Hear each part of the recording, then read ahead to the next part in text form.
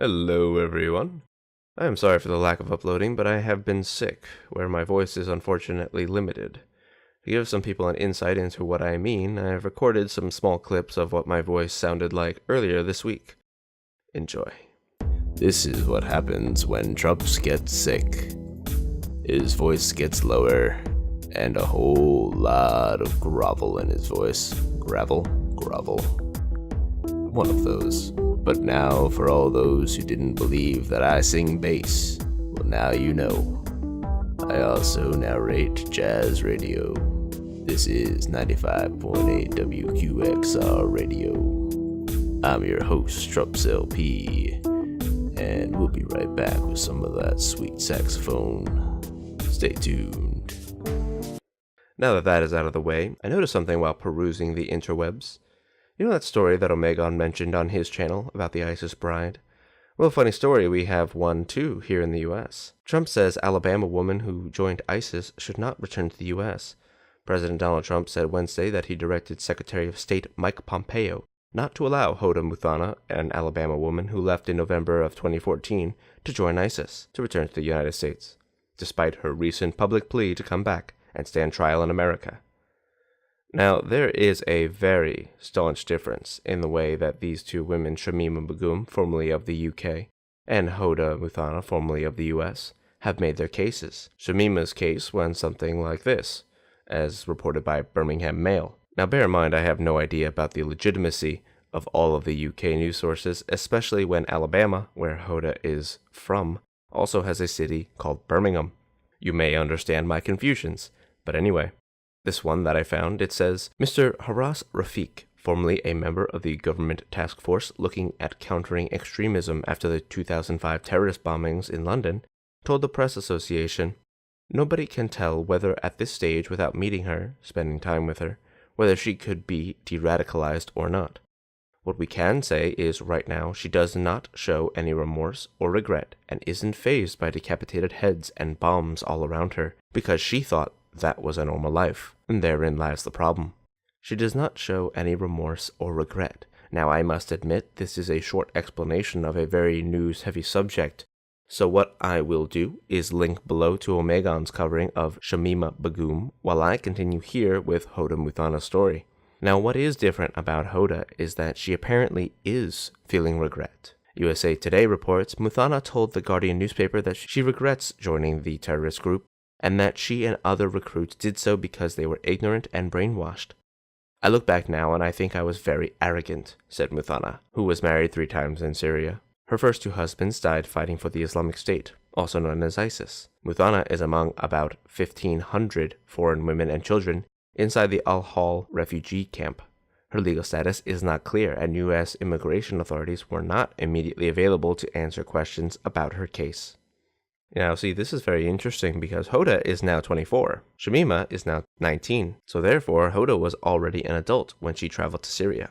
So one may imagine that there was a little bit more learned life experience with Hoda than with Shamima, who was 15 at the time of traveling to Raqqa. Hoda tells CNN, "When I left to Syria, I was a naive, angry, and arrogant young woman," she said in a handwritten statement provided to CNN by a rep. "To say that I regret my past words, any pain that I caused my family, and any concerns I would cause my country would be hard for me to really express properly." But you see, this poses a somewhat different set of problems for the US than with the UK. CNN explains, Hassan Shibli, a family representative for Muthana, denied that she was not a citizen and called the move by the Trump administration to claim otherwise very dangerous. According to Shibli, Muthana was born in New Jersey in 1994. Her father, who had been in the U.S. as a Yemeni diplomat, stepped down from his diplomatic role months before Muthana's birth, Shibli added. The Trump administration continues its attempts to wrongfully strip citizens of their citizenship, Shibli said in a statement. Hoda Muthana had a valid U.S. passport and is a citizen.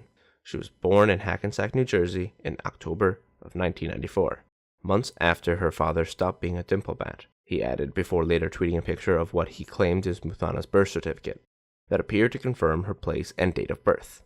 It continues. However, a State Department spokesperson said Wednesday evening that Muthana was not born a U.S. citizen and she has never been a U.S. citizen. Ms. Muthana's citizenship has not been revoked because she was never a U.S. citizen, they added. See, now the problem here is that if she was indeed born in the US, then she would be a naturalized citizen, regardless of any immigration status of the parents. So if she truly was born here, which I cannot imagine is hard to determine, then she may be entitled to a trial here in America, if not a repatriating effort, which I can't say I have the slightest idea about. The unfortunate irony is one of these comments from the CNN article. After being smuggled into ISIS-controlled territory, she tweeted a photo of an American passport with the caption, "Bonfire soon. No need for these anymore." Well, you may have placed yourself up Schitt's Creek without a paddle then. But I can't honestly be sure. Looking into this further, I have found a Daily Mail article about Hoda from 2015, 1 year after she left for Syria. Revealed, the Alabama student who tricked her parents and fled to Syria to become an ISIS bride. Now she's radicalizing other Americans into carrying out drive-by terror attacks on U.S. soil. Now you see, now that's not a good look. I will remind everyone that this article is from 4 years ago, but this may provide us more insight into Hoda's background and why the administration may not want her back in the country. Let's read.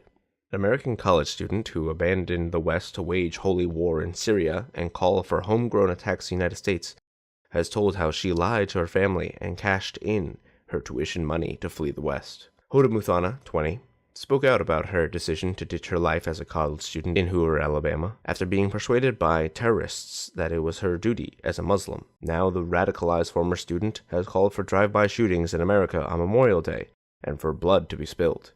In one tweet, from a now deactivated account with the title Jihadi, she wrote, "You have much to do while you live under our greatest enemy. Enough of your sleeping.